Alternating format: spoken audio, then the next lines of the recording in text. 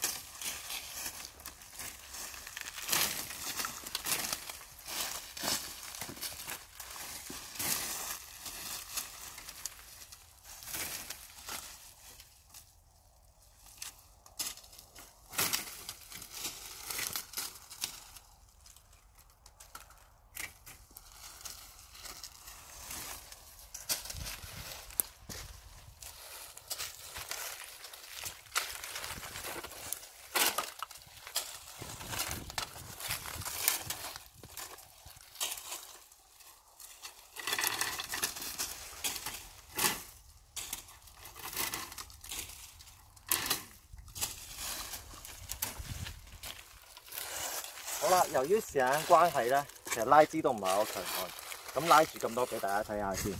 咁大概就係咁樣啦，將樹上被剪嘅樹枝拉落嚟就係咁樣。